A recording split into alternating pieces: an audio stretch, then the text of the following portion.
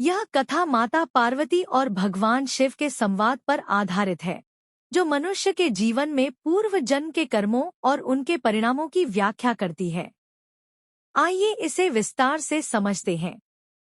माता पार्वती का प्रश्न। एक दिन माता पार्वती भगवान शिव से पूछती हैं, प्रभु, ऐसा क्यों होता है कि कुछ लोग अपने जीवन में अत्यधिक कष्टों का सामना करते हैं, जबकि कुछ लोग बिना किसी विशेष प्रयास के ही सुख समृद्धि का जीवन जीते हैं? क्या यह वर्तमान जन्म के कर्मों का परिणाम है या इसके पीछे कोई पूर्व जन्म के कर्म का प्रभाव है? भगवान शिव मुस्कुराए और बोले, हे देवी, यह संसार कर्मों का संसार है। मनुष्य के जीवन में जो कुछ भी घटित होता है, वह उसके पूर्व जन्म के कर्मों का परिणाम होता है। कभी कभी हमें जो कष्ट और दुख प्राप्त होते हैं, वे पूर्व जन्म में किए गए पापों का परिणाम होते हैं और इन्हें मनुष्य को किसी न किसी रूप में चुकाना पड़ता है। पूर्व जन्म के कर्मों का प्रभाव। भगवान शिव ने एक कथा सुनाते हुए कहा, पुरातन काल में एक राजा हुआ करता था, जिसका नाम धर्मराज था। वह न्यायप्रिय और धर्मात्मा राजा था, परंतु उसके जीवन में कई कठिनाइयां थीं।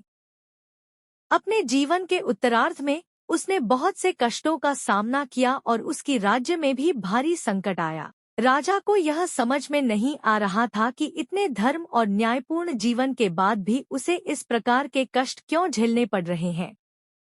एक दिन राजा धर्मराज ने एक ऋषि से इसका कारण पूछा।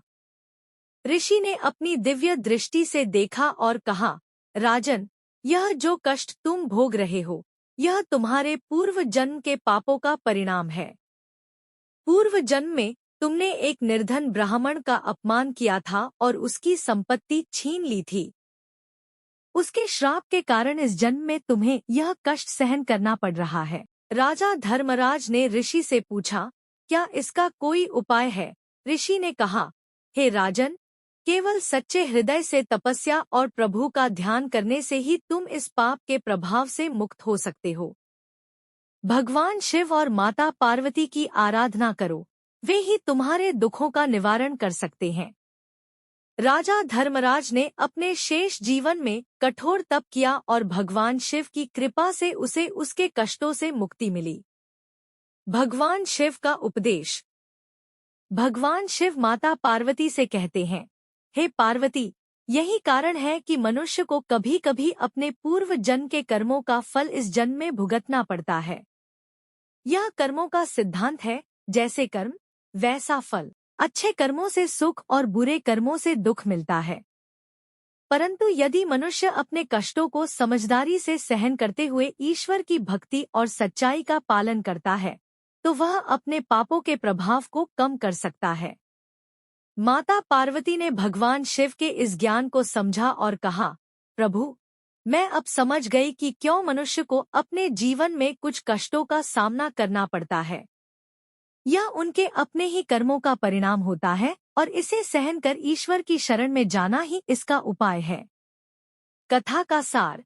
इस कथा से हमें यह शिक्षा मिलती है कि हमारे जीवन में जो कष्ट और दुख आते हैं, वे हमारे ही पूर्व जन्म के कर्मों का फल होते हैं।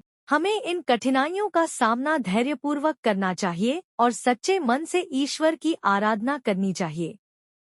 कर्मों का हिसाब किताब कभी खाली नहीं जाता और अंततः हर कर्म का फल हमें मिलता है। ईश्वर की कृपा और भक्ति से हम अपने पापों का प्रायश्चित कर सकते हैं।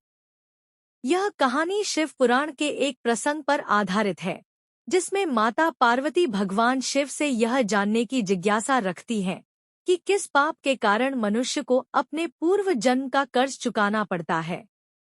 यह कथा 15 मिनट में सुनाई जा सकती है, तो चलिए शुरू करते हैं। पूर्व जन्म का कर्ज। एक प्रेरणादायक कथा। एक दिन माता पार्वती भगवान शिव के साथ कैलाश पर्वत पर बैठी हुई थी। उनकी जिज्ञासा से प्रेरित होकर माता ने भगवान शिव से पूछा, स्वामी, संसार में लोग अनेक प्रकार की समस्याओं और दुखों से घिरे रहते हैं। वे कहते हैं कि यह सब उनके पूर्व जन्म के कर्मों का फल है, परंतु मुझे यह बताइए, कौन से पाप ऐसे होते हैं जिनके कारण मनुष्य को अपने पूर्व जन्म का कर्ज चुकाना पड़ता है। भगवान शिव मुस्कुराए और माता पार्वती से बोले, देवी, संसार में मनुष्य के सभी कर्मों का फल उसे इस या अगले जन्म में भोगना ही पड़ता है। कुछ ऐसे विशेष पाप होते हैं जिनके कारण मनुष्य को अपने अगले जन्म में बहुत कष्ट उठाने पड़ते हैं। पहला पाप, अहंकार और अपमान। भगवान शिव ने आगे बताया, जो मनुष्य दूसरों को अपमानित करता है, उनका अनादर करता है और अपने अहंकार में डूबा रहता है, उसे अपने अगले जन्म में अपमान और तिरस्कार सहना पड़ता है। अहंकार मनुष्य के विनाश का मुख्य कारण होता है और इसका परिणाम अगले जन्म में कर्ज के रूप में मिलता है। दूसरा पाप, माता पिता का अनादर। भगवान शिव ने आगे कहा, माता पिता के प्रति अनादर भी एक बड़ा पाप है। जो संतान अपने माता पिता का सम्मान नहीं करती, उनका ध्यान नहीं रखती, उसे अगले जन्म में भयंकर कष्ट उठाने पड़ते हैं। उसे इस पाप का कर्ज चुकाना पड़ता है। तीसरा पाप, झूठ और धोखाधड़ी। भगवान शिव ने समझाया, जो मनुष्य दूसरों को धोखा देता है, झूठ बोलता है, वह भी अपने कर्मों का कर्ज अगले जन्म में चुकाने के लिए बाध्य होता है। यह पाप उसे अगले जन्म में दुख और कठिनाइयों से घेर लेता है। चौथा पाप, हिंसा और क्रूरता।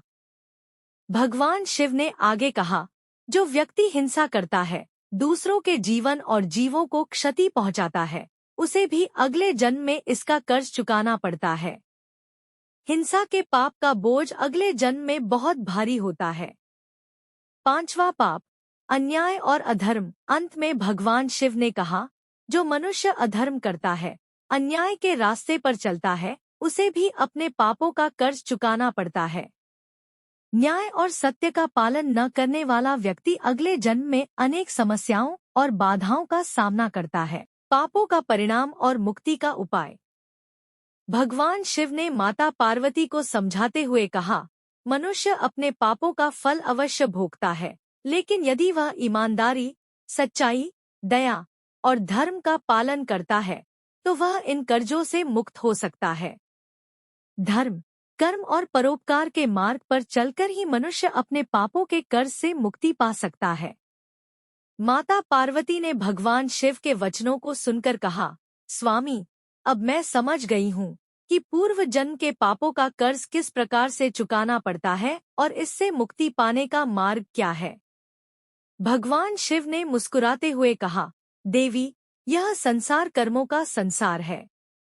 जो जैसा कर्म करेगा, वैसा फल अवश्य पाएगा। अतः मनुष्य को सदैव अच्छे कर्म करने चाहिए ताकि उसे अगले जन्म में किसी प्रकार का कर्ज न चुकाना पड़े। कथा का निष्कर्ष। इस कथा से हमें यह शिक्षा मिलती है कि हमारे कर्मों का प्रभाव न केवल इस जीवन में बल्कि अगले जीवन में भी पड़ता है। जो पाप हम इस जीवन में करते हैं, उनका कर्ज हमें अगले जन्म में चुकाना पड़ता है। इसलिए हमें सदैव सत्य, धर्म और परोपकार के मार्ग पर चलना चाहिए ताकि हम अपने पापों के बंधनों से मुक्त हो सकें।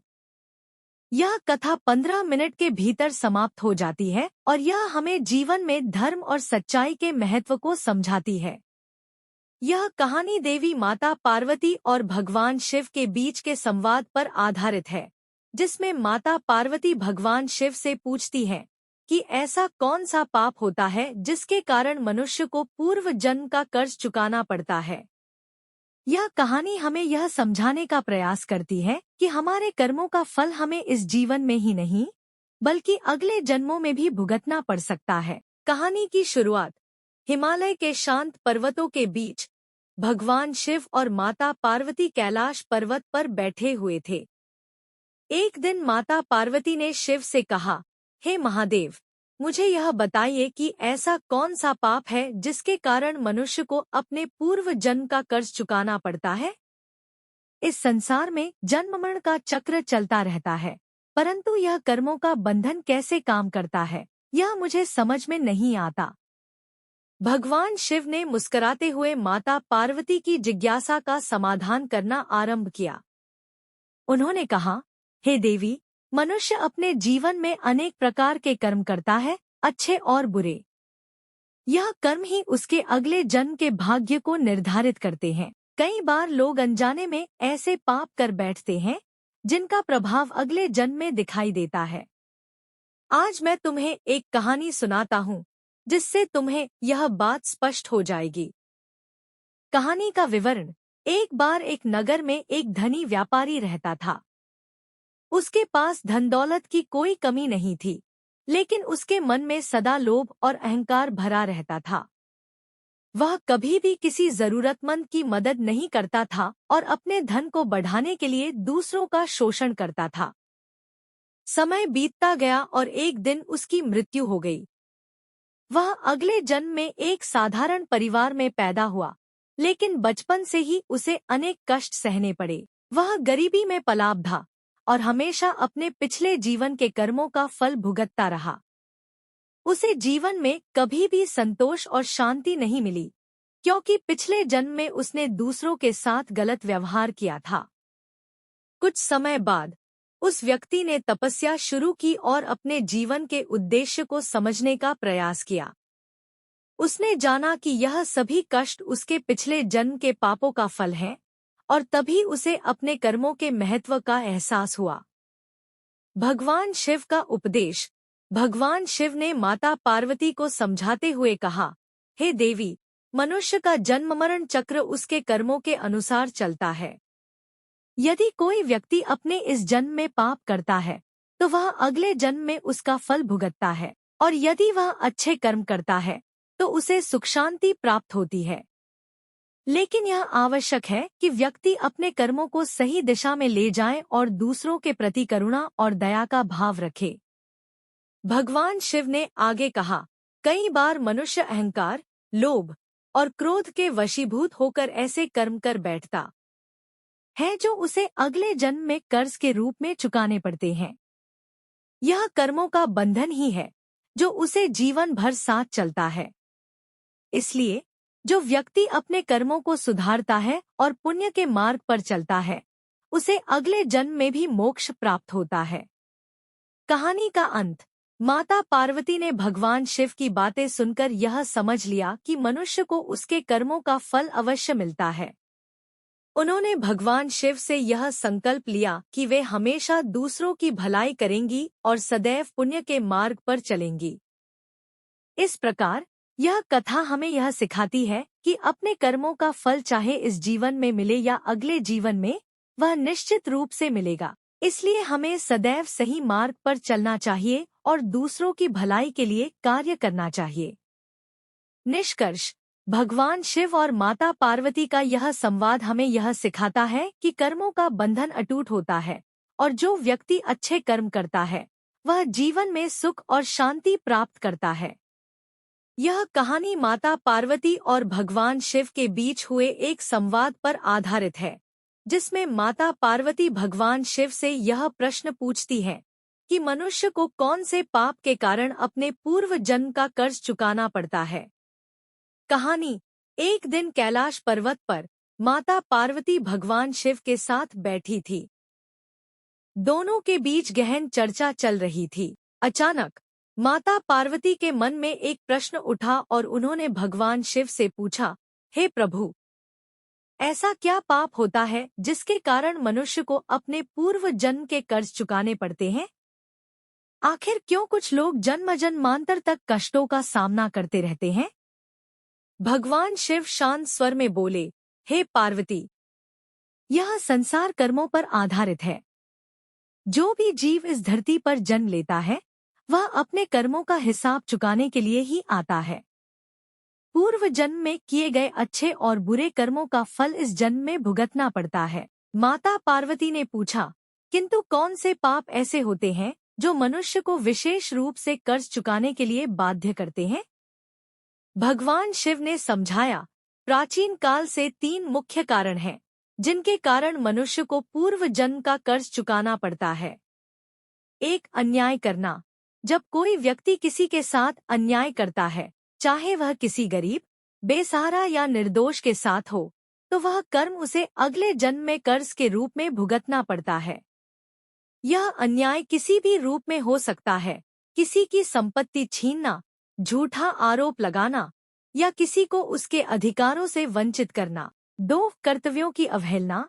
जब कोई व्यक्ति अपने कर्तव्यों को नहीं निभाता, जैसे माता पिता, गुरु, समाज या अपने धर्म के प्रति अपने कर्तव्यों की उपेक्षा करता है, तो उसे भविष्य में कर्ज के रूप में इसका भुगतान करना पड़ता है।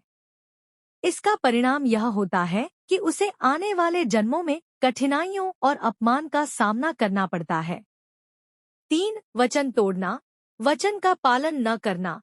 किसी से झूठे वादे करना और उन्हें पूरा न करना भी एक गंभीर पाप है। जब मनुष्य अपने वचनों को नहीं निभाता, तो अगले जन्म में उसे उस अधूरे वचन के कारण कर्ज चुकाना पड़ता है। ऐसे व्यक्ति को न सिर्फ मानसिक पीड़ा होती है, बल्कि उसे समाज से भी तिरस्कार मिलता है। भगवान शिव ने आगे कहा, मनुष्य के जीवन में जो भी कष्ट आते हैं, वे उसके कर्मों का परिणाम होते हैं। इसीलिए हमें सदैव सत्कर्म करने चाहिए और किसी के साथ अन्याय नहीं करना चाहिए।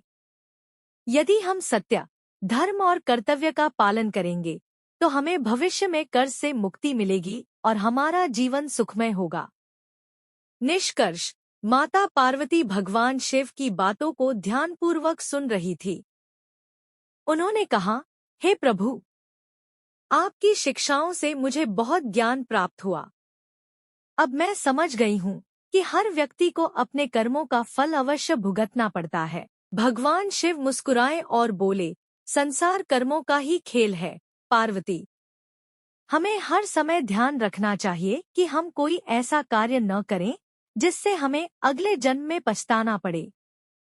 इस प्रकार माता पार्वती को अपने प्रश्न का उत्तर मिला और वह संतुष्ट हो गईं। दोनों कैलाश पर्वत की शांत वादियों में वापस अपने ध्यान में लीन हो गए। शिक्षा, यह कथा हमें यह सिखाती है कि जीवन में सदैव सत्य और धर्म का पालन करना चाहिए। हमें अपने कर्तव्यों का निर्वहन करते हुए कभी किसी से अन्याय नहीं करना चाहिए, ताकि हमें अगले जन्म में कोई कर्ज न चुकाना पड़े और हम सुखमय जीवन व्यतीत कर सकें।